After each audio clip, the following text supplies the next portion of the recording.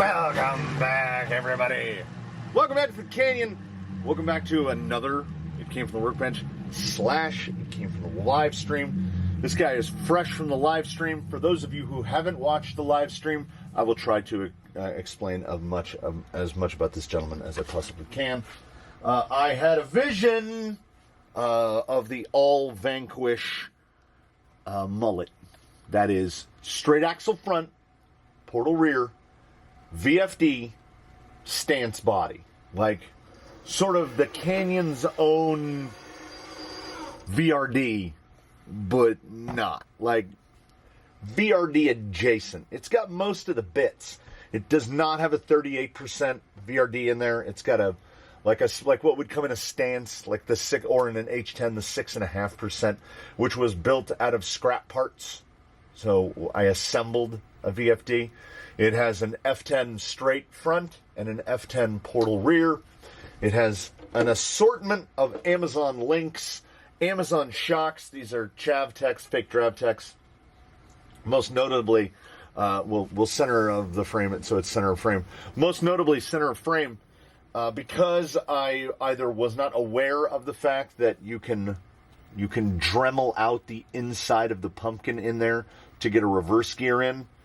If you are not familiar, a portal has more gears in the axle than a regular axle. So if you just connect these two to the same gearbox, the wheels will rotate towards each other. So if these are rotating forward, these are rotating backward. If these are rotating backward, these are rotating forward.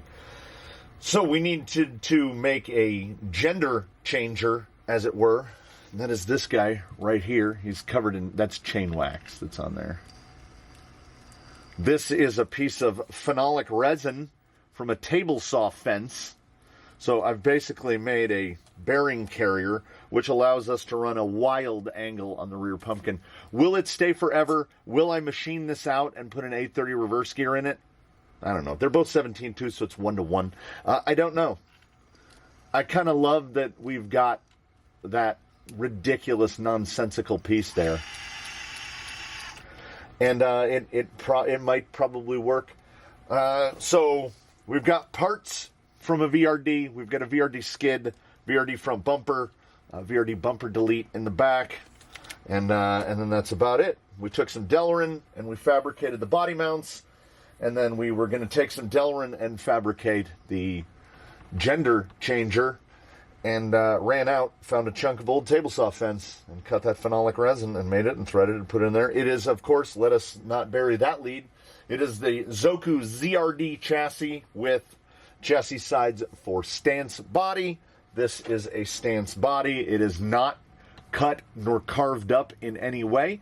It has two little notches. It's got two little teeth in the front to clear the little jabbies from the bumper. Generic Amazon knuckle weights in the front. It's got a drag link from an Element. Anything else? Rhino V40 is buried under there, and it is powering a Rhino S12 1900? 1900? Rhino S12 1900 kV. Running on 3S. We just took him off the scales but mere moments ago, and I'm now reopening my phone because it has gone to sleep. I had to take a picture of it, otherwise I won't remember. When we waylaid him during the live stream, he was fitted with these, which are Injora wheels with Injora comp pins with Injora blue inserts in them, and two of these Injoras have brass rings in them. So the wheel tire combo here is like 870 grams, something like that. We then fitted him with ruptures on Canyon Custom Softs, and all agreed as a collective that it looked better. So that dropped the weight significantly, and from 2757 to 2610. So about 150 grams. So we've lost 5 ounces of unsprung weight, because I think most of it is, the ones that are in there are blue and these are green, but these weigh about 70 grams. So that's probably going to account for most of it. He could be. We could add a little weight here and there should need be, but I'm absolutely fine with 2610 sitting at 55.45 on the weight distribution, which is honestly to me not surprising. The cross weight is 49.51. He's got a full 50 more grams on this side because battery. It's got battery on there. The weights are kind of all over the place. Front right 734, front left 707. So oddly, we've got 27 more grams on this tire. And then in the rear, we've got 623 and 546. I don't know what sort of transfer is going on in the cross to put 80 more grams on this tire. So we've got more weight on this tire and more weight on this tire, and that is suboptimal. So this may be an instance where it can be, that's why nothing is adhered down. I had threatened in the live stream that we're going to run it as it is, and we are going to run it as it is. We're using a Vanquish battery strap to hold all of the electronics in a bundle. It is quite likely that it would be a better configuration to have the electronics over here and the motor over here, because I think the bulk of the gearbox is actually off to this side, and I think we can squidge the weight around a little by running the battery on this side and the electronics on that side. But let's be honest about it. 50 grams of cross weight, not quite 2 ounces, is not enough to make us go, oh no. Would I like more weight in the front? Sure. Do we need more weight in the front? The rocks will let us know, because this is, as was stated, a mullet. So here is our front clearance, and here is our rear clearance, which is more. Look at that weird little drive shaft holder. It's weird. The links sit pretty much perfect. The links go up at an angle like that. So if we've cleared the front pumpkin, there's basically nothing behind that to get in the way. It's going to run clear. And it is a ZRD, so in the rear we've got, I would call it 145 millimeters. Let's use this one. My brain can't do conversions that fast. 145 is about 5 3/4 inches, which is a tire plus in the terms of a rupture. The front we've got 5 1/4, so about 130 millimeters, and that limitation is mechanical. The upper link should probably be a straight link. It's a high clearance link. The link goes up, and right there, the link is hitting the front motor mount. The shock isn't quite bottomed out. But to keep it level, see, at droop, I want it like this. So we would have to have the front over droop in order to get the same amount of travel in the front. And it's just one idiot in a shed's opinion. But take it from Troy. Everything here is Troy built. My name's not actually Troy. I think more travel in the rear is more important than more travel in the front, because we are rock crawling, and as doing so, we are doing this. We're definitely like this more often than we're like, say, this or that. So less droop in the front means that we're going to have less tendency to fall away, theoretically. The rear is limited by the shocks. The front is, as I said, limited by the motor mounts. We're sitting right about where I want to sit at neutral. We've got about 7, I might go as high as 8 millimeters of exposed shock shaft in the front. In the rear, we probably have about 4 millimeters of exposed shock shaft. I run the same springs all the way around, and I just kind of tinker with the shock angle. These shocks are laid down pretty far. These are the fake DriveTechs from Amazon. They are 96 millimeter, filled with 40 weight, and I achieved filling them with 40 weight by taking Traxxas 2-hole pistons and drilling the piston holes out to 1.5 millimeters. I did a lot of work with that, and they're a little slow.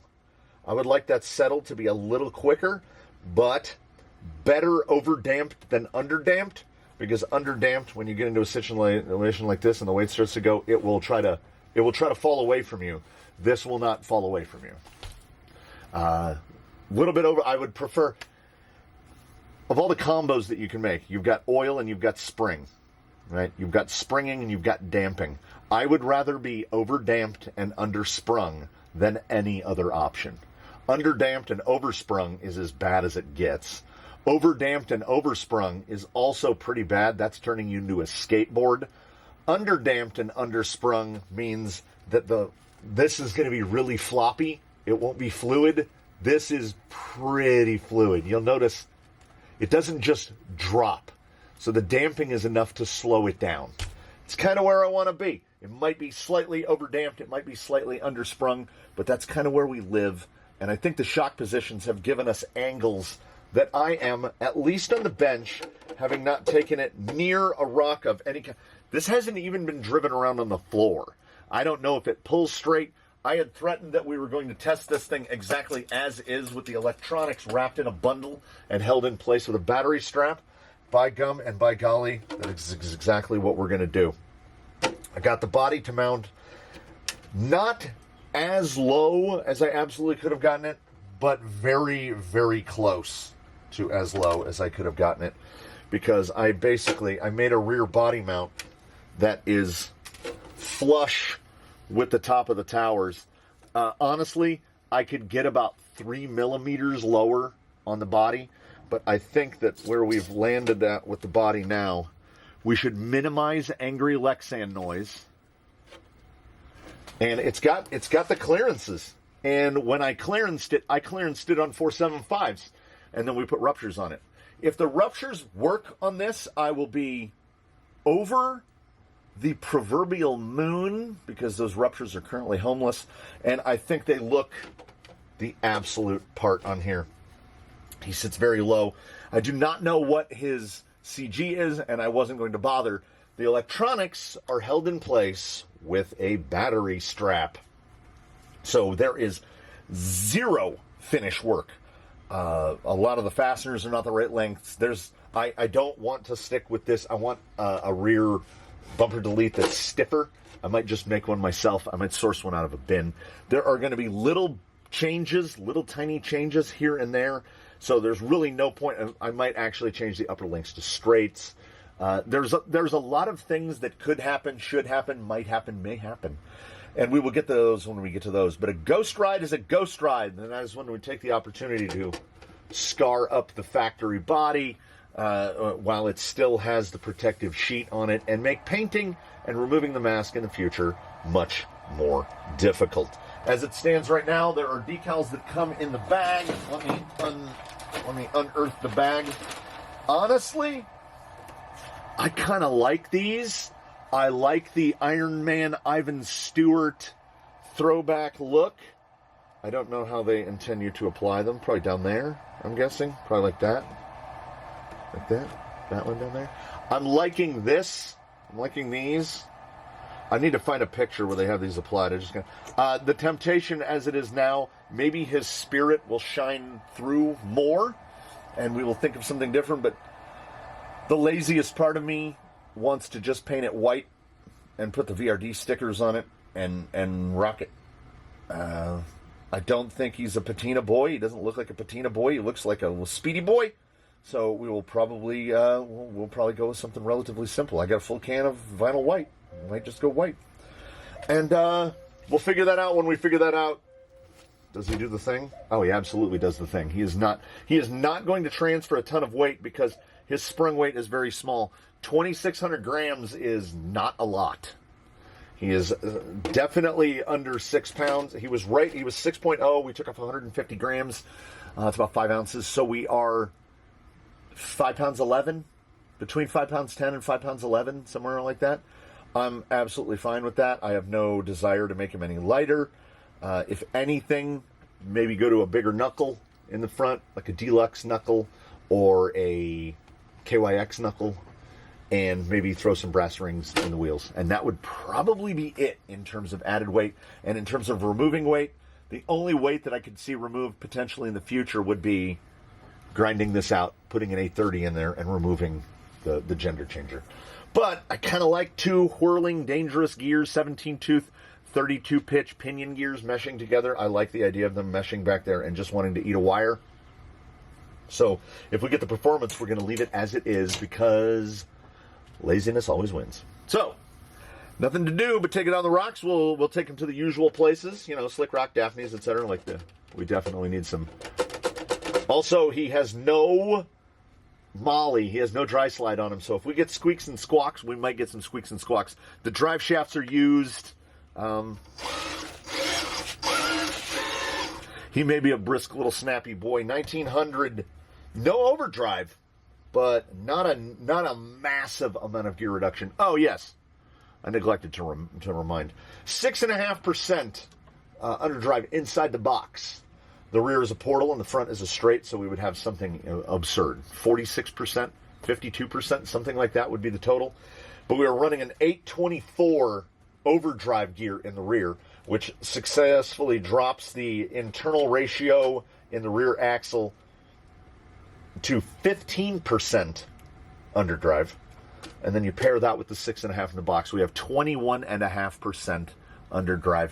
We could change this to an 827 and take it to 31.5%. We could put an underdrive gear in the front and make it even smaller. We could change the gears in the VFD, which I don't really have a desire to do. But we have a lot of options to work with. I am ecstatic with 21.5%. I arrived on that by accident because we didn't really, this is Baseline's old servo. These are Yella's old wheels and tires. We cobbled together the axles and the pieces out of parts that were already here. In terms of things that were bought specifically for this, I bought the body and then I built the rig to go into the body. That's how we do around here. Zoku provided the chassis and the sliders, which are an absolute treat, a perfect fit. I mean, look at that fit. Look at that fit. So hopefully this is going to be a good boy. Second mullet in the Canyon fleet, and it was way more work to go through than the other one because I just used a reverse gearbox in that one. I've rambled on long enough about it. If you want to hear even more and more and more about it, you can watch that live stream from June the 7th. Which covers that, and then we'll go out and we'll do this thing, and then we'll see if we've made ourselves a bunch of problems, or if we have something that is actually kind of competent, quote unquote, out of the box. I wouldn't say the steering is perfectly centered, but he tracks pretty straight. The drive shafts do have a little occasional, there's a little Tweety Bird chirp coming out of them. I don't think anything is explicitly binding. It does do some weird frame torquing things in forward and reverse. I'm just going to chalk that up to early tightness, parts not fully cooperating with one another yet, but it looks pretty good. For this would be the box stock configuration, and we can go, how slow can you go? You can go real slow. This is cruise control. I'm taking it out of my hands. Get over there. There you go. This is 16% throttle. Doesn't. Okay, we'll go up a little bit. Go up to about 25 or so.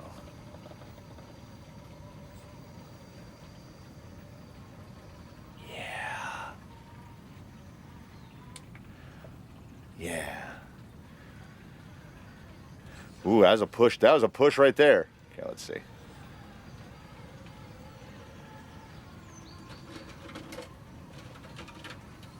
It's a little slippery. It's a little slippery. Turning circle's pretty nice. Yeah. Okay, we'll do it. We'll give it the twin, which is we go, where are we at? Yeah, 25%. We'll just see what it does. The no touch.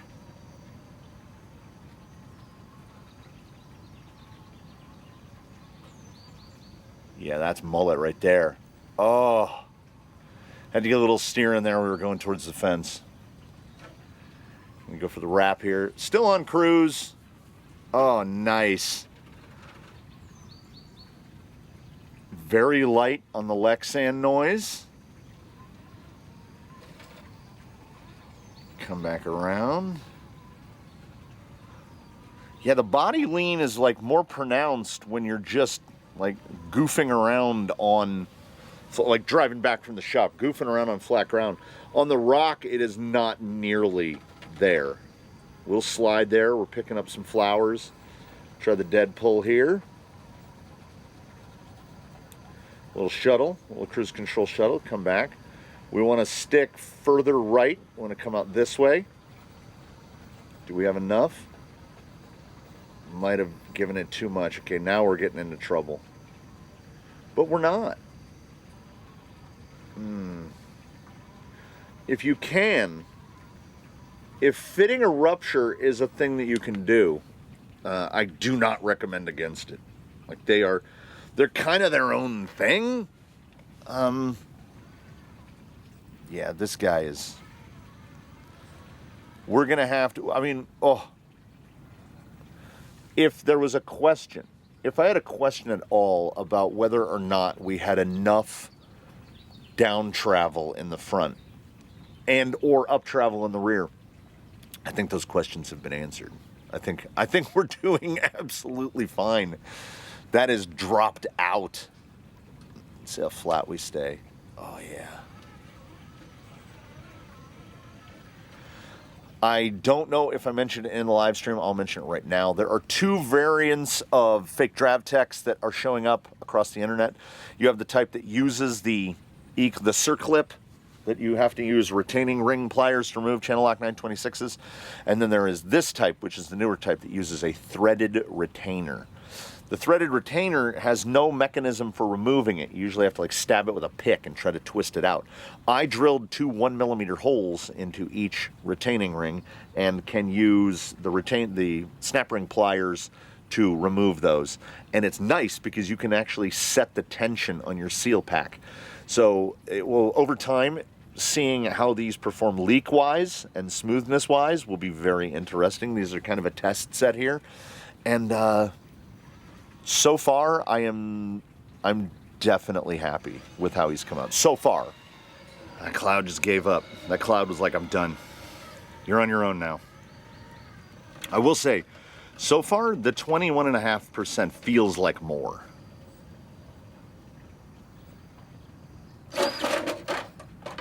Why? I don't know why I stayed in that. We're just going to leave it on there until it falls off. Currently, if we get it up at the right angle, currently stuck to the inside of the roof is the heat sink off of the Rhino V40. And now it's on the ground. Now I can find it. Okay, so this right here. Okay, there it is. Yeah, it was like, it acted like overclaps a little bit, but it's absolutely not. Strange. Come across here. Yeah, he likes to. Oh, so that's some crossweight peculiarity. Yeah, the weight distribution. Yeah, this is just 1%. Well, it's actually 2% if you think about it. 4951 is 2% cross oddness. My brain wants to say it's 1%, but it's not. 2% of the rig weight. Yeah, that's at 50 grams. If we had a climb that looked just like that, but favored the other direction, I would be interested to see what that looks like. We are not perfect. Yeah, this is also in part. So we've got the crossweight off, and we've got just not enough front weight. It just doesn't feel like enough front weight. We're getting some front end lift in situations where I wouldn't anticipate it.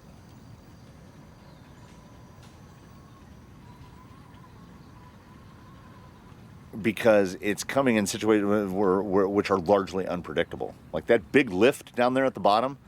Okay, now let me see. Without clearing the memory cache, if I come this way, so see that pull over that little block, not as easily executable by others. Yeah, you just have to hit the spot a little different. You get that bind, and it just wants to three-wheel motion. So we're going to have to follow that a little bit, get around this point, and then cut back. Yeah. Unsurprisingly, as one would imagine, you have to drive with a mental combination of both straight axle and portal axle. You have a lot more rear clearance. So you kind of want to look for a spot where you can get the front over. And once you clear the front, you ignore the rear of the vehicle altogether. It will just go. Yeah. It really does feel like more underdrive, though. Way more underdrive than is actually there. And I did do the math. Let me tell you how the battery status indicator in a Canyon camera works. It's a little battery icon. You've seen this battery icon before. It has two little slashes in it to give you 3 battery segments. There's a big segment and then 2 smaller segments. They don't change colors or anything. They're all just white. Pull up breakover right here should be like the bee's knees. Whoa. That's why we mull it. The first segment, like right now, the battery on camera 1 is full. The battery on camera 2 had dropped 1 bar, so there were 2 full bars, and then went completely dead in the span of 2.5 minutes. So it is a useless battery indicator. It doesn't actually tell us anything. I need the brass rings out of the pin tires. You know what I should have brought the pin tires, should I not have? Because we're not hung in the rear. It's not mechanically bound up. Right there. There's that lift. There's that lift. We can move it back, and once we move it back, it hooks. But yeah, 55-45 is not the speed secret for this guy. He also, like I say, dropped 5 ounces of nothing but unsprung weight. I don't think that's helping either. I do think that with the straight axle on the front, I don't regret the ruptures at all. If we can get across here, pull out, yeah, right there.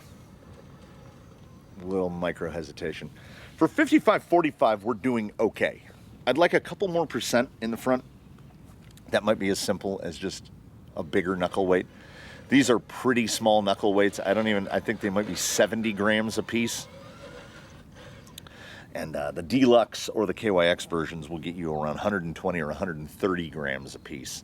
So that would get us back 100 of those grams. Yeah, and then brass rings. Yeah. I think that's where we're aiming towards. Stuff like this, it's just all good. It's just all good. Look at, he's a steady state climber, and the luxury of all of that additional rear clearance cannot be overstated. This is particularly right here. Ordinarily, you drag right there. Like, see, we managed to get it almost caught there, but it won't. Okay, let's try hooking over the top. We do. The front end is squirty, and that is the weight.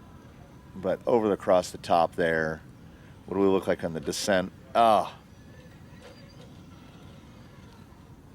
Fully untuned, and also flipping battery and electronic position, and if necessary, running an 850 instead of a 2200. That's also a potential option.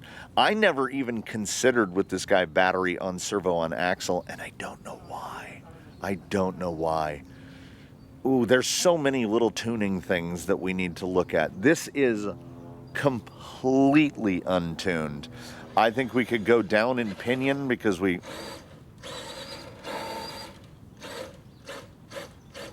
he's spicy. That 1900 is spicy because while we have a portal rear end, we are effectively a straight axle rig. We have the gearing of a straight axle rig. You see, the body's got a little lean. Whenever you then we flatten out. It's odd. All right, let's see what we got. There's 3 lines. 3 main lines here. There's a lot of lines here, but there's 3 mains, and we'll hit the mains. We'll kind of go left to right. Yeah, that tendency to lift.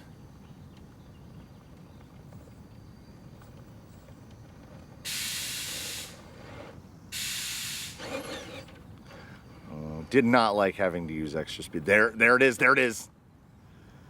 Yeah, we got to do something about that. All right. So we can't pull the real tight fence side because it does this swing over. And once the geometry gets over a point, but then, you know, he has his line that he wants. And you know how I roll. I will try to manipulate it to the point where it will do the thing that I want. Is it gonna rise right? I feel like it's gonna rise right here. There it is. Look at that guy up. How is that not? Okay. ZRD geometry saving us a little bit there. Yeah, it is sports car like.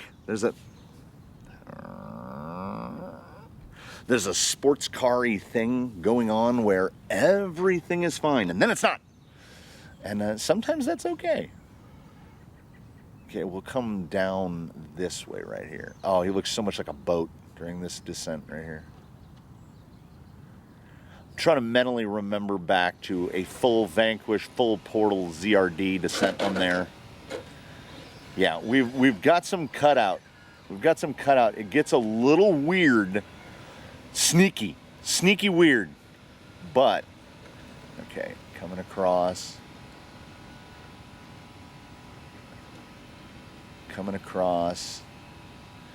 what cheat are we gonna have to use to get up over this pull right here?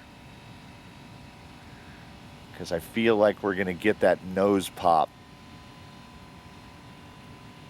Or yeah, just you know what you do? Prove me wrong. Prove me completely wrong. That does not look that difficult. That does not look explicitly that difficult, or maybe it does. There's a little, it's basically a breakover inside a breakover, and right there was Mullet Town, because the front end was just shoving, the front end was being shoved into the ground by the rear end. There was no lift there. So those lifts that we are getting, is it torque twist? Is it brought to us by the gender changer? I don't know. I really don't know. We've added gears. There's 2 extra gears. How am I going to get down from here? Oh, we'll try. We'll look at this descent right here. So okay. Drag brake is absolute. This is the S12. This is the smaller, lighter Rhino motor, and it is locked down. The low is the low. Right here, if there's a point where it's going to get weird, it's going to be right here. Didn't. That's good descending. Wiggle it past the wall. Oh, yeah. Absolutely no complaints. Okay, I was saying left to right. I want to hit right here. This stair stepper, we got to get up onto it first. So I got to try to get out of the really soft stuff right there. Coming across. If the front pumpkin clears, the rig clears. Right through there. Up there. Oh, Rupture's doing the jobs. All right, he might, had a tougher time at easier stuff, had a much easier time at harder stuff. So I may have been unnecessarily unfair in my condemnation of, oh, well, this tune is way out and this tune is way out. A little burst it, nope. I still think it needs more front weight. And with that front weight, some testing and some tweaking. Do we prefer an 850 over a 2200? Electronics on left versus right. But in terms of wholesale changes, it's that twist. And it only snaps that twist one direction. It lifts right front, and by lift, I mean throws it in the air And it is somewhat difficult to determine when that throw is going to happen. Because when we get past that throw, there it is. It is falling away from me. Look at that. Should not be able to do that. Is it? No. It's not mechanical. I'm going to have to look at the front links. I can feel, even right there, I can feel the lightness across passenger front, which is the heavier one. So we're getting a real pendulum where we swing weight against our will. And it's like it has too much weight to wield. But then when we get right there, then the mullet can go to work. So this is the type of tuning that everybody loves, where you're trying to retain the part that's working well while tuning out the part that is undesirable. I thought it was just going to dead pull across that. We need to get over there, not too close to the fence, but we want to grab sidewall right there. Yeah, right front was out in the air. We pulled it out from over in the air, and we'll get across right here. Yeah. Super predictable right up until it isn't. That tendency to throw that tire, we're gonna look into that. That has got to be a little bit of torque twist. So we're gonna have to check through. We're gonna have to do all the usual things. Everything should be greased right. I don't think anything's binding. This is going to come down to not even the 5%, the 2%. There's the tiniest little thing that is not going where I want it to go. But like, there it is. There it is.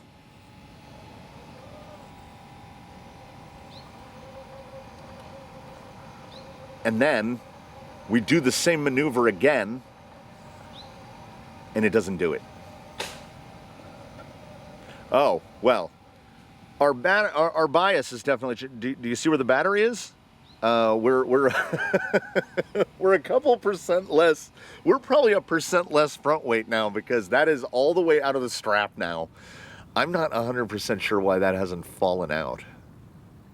Yeah, well, we've got a lot to think about, and the best way to do this when you get into this situation during tuning, the best way to do it is to what we call throwing the buck, which is where throwing the buck looks like this. I gotta set my radio down. You take both hands and you hold them like this, just kind of above your head and off to your sides, and you just go throwing the buck, which means just no. I'm doing it right now. No, you step away, and you rely on a combination of outside input, people who are not embedded in the problem. They'll go, oh, it's just this. And then you go, oh, and then you make the 30-second change, and it's better. Or it will occur to you naturally. You will dig into your prior tuning knowledge, and you'll go, oh, yeah, that. Could be front upper link position, could be rear upper link position, could be any number of things. Because of the gender changer, I'm running way more rear caster than I ordinarily would. Is that causing the rear end to pivot over the axle? Maybe. Should I grind that thing out and give myself the option, do it back to back, do gender changer, then put the reverse gear in? Too many options. That's why we step away. So for right now, while he sits up there with his battery about to fall out, we will do a thing called stepping away. I will see you in the next one. I will see you in the comments. I will see you wherever and whenever I see you. And in between now, which is right now, and when that inevitably happens in the future, I would at least calmly and quietly suggest that you one and all do your very best to have a good one, everybody. We'll see you next time here from the canyon. I would drive out of frame, but, well, you know what? Let's do it. Let's sling the battery out of the vehicle if that's what happens. Because this is a pretty good descent line right here. And battery towards the back should help the descent a little bit. Let's see. Oh yeah, that battery is not restrained at all. Cut back this way. Yeah, there's no cut loose right there. Now when we go right here, that's not good. That's not good. That's not good. I need to be steering this way to try to keep that. That's not good. That's, no. We're in a bad place right there. The bumper is mechanically holding us right there, so. I'll see you next time. Let's not savage the body. Oh, I gotta remember to pick up that heatsink that's still sitting over there on the ground. Let's not beat the body up any more than we have to. Comments below. See you next time.